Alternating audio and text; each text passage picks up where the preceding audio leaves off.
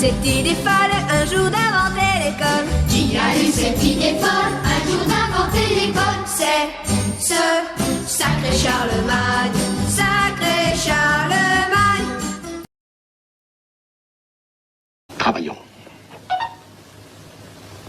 La question que vous aurez à traiter après-demain et qui décidera de votre rang ne sera pas une question particulière et limitée comme le serait une question sur la patrie, le civisme, les devoirs envers les parents ou les animaux. Non. Ce serait plutôt, si j'ose dire, une question fondamentale sur les notions de bien et de mal ou sur le vice ou la vertu. Pour vous préparer à cette épreuve, nous allons nous pencher sur les mœurs des peuples civilisés.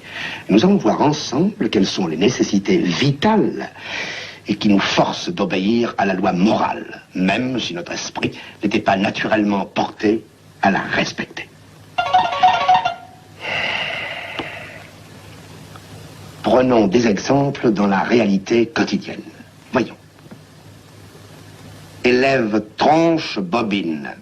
Pour réussir dans la vie, c'est-à-dire pour y occuper une situation qui corresponde à votre mérite, que faut-il faire? Il faut faire attention? Oui, si vous voulez. Il faut faire attention à quoi? Au courant d'air? Élève tronche, votre dernière note fut un 0. Essayez de l'améliorer. Il faut être Horrible? 0, asseyez-vous. Il faut être honnête. Et nous allons vous en donner quelques exemples décisifs. D'abord, toute entreprise malhonnête est vouée par avance à un échec certain. Chaque jour, nous voyons dans les journaux que l'on ne brave point impunément les lois humaines. Tantôt, c'est le crime horrible d'un fou qui égorge l'un de ses semblables pour s'approprier le contenu d'un portefeuille. D'autres fois, c'est un homme alerte qui, muni d'une grande prudence et d'outils spéciaux, ouvre illégalement la serrure d'un coffre-fort pour y dérober des titres de rente. Tantôt, enfin, c'est un caissier qui a perdu l'argent de son patron en l'engageant à tort sur le résultat futur d'une course chevaline. Tous ces malheureux sont aussitôt arrêtés et traînés par les gendarmes au pied de leur juge. De là, ils seront emmenés dans une prison pour y être péniblement régénérés. Ces exemples prouvent que le mal reçoit une punition immédiate et que s'écarter du droit chemin, c'est tomber dans un gouffre sans fond. Supposons maintenant que par extraordinaire, un malhonnête homme ait réussi à s'enrichir. Représentons-nous cet homme jouissant d'un luxe mal gagné. Il est admirablement vêtu. Il habite à lui seul plusieurs étages. Des laquais veillent sur lui. Il y a de plus une servante qui ne fait que la cuisine et un domestique spécialiste pour conduire son automobile. Cet homme a-t-il des amis? Oui, il a des amis. Ah, vous croyez qu'il a des amis? Oui, il a beaucoup d'amis. Et pourquoi aurait-il des amis? Pour monter dans son automobile. Non, monsieur Cordier. Des gens pareils, s'il en existait, ne seraient que de vils courtisans. L'homme dont nous parlons n'a point d'amis. Ceux qui l'ont connu jadis savent que sa fortune n'est point légitime. On le fuit comme un pestiféré. Alors que fait-il? Il déménage. Peut-être. Et qu'arrivera-t-il dans sa nouvelle résidence? Oh, ça s'arrangera. Non, monsieur Durand-Victor, ça ne peut pas s'arranger. Parce que quoi qu'il fasse, où qu'il aille, il lui manquera toujours l'approbation de sa De sa concierge? Monsieur Jusserand, j'aime à croire que cette réponse saugrenue n'était point préméditée. Mais vous pourriez réfléchir avant de parler. Vous eussiez ainsi évité un 0 qui porte à votre moyenne un coup sensible. Ce malhonnête homme n'aura jamais l'approbation de sa conscience.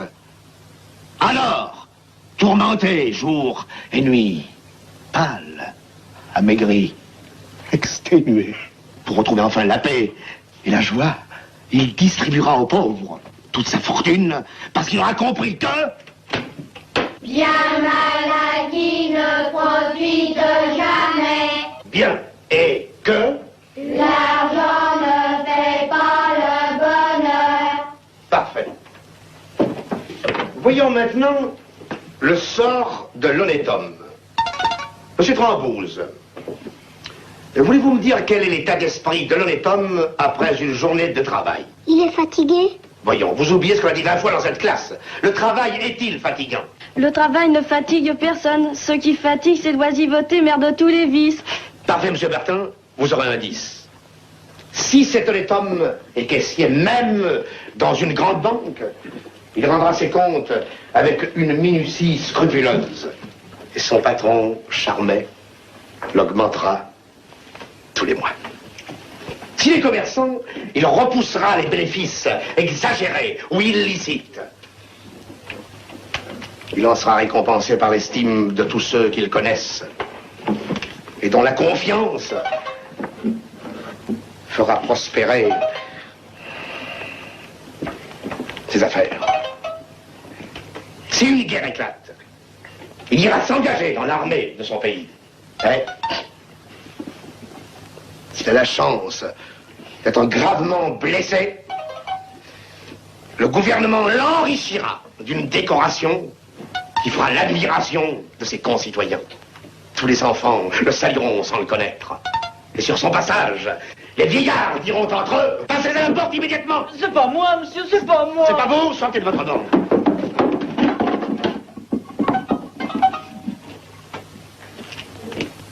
Voilà l'instrument.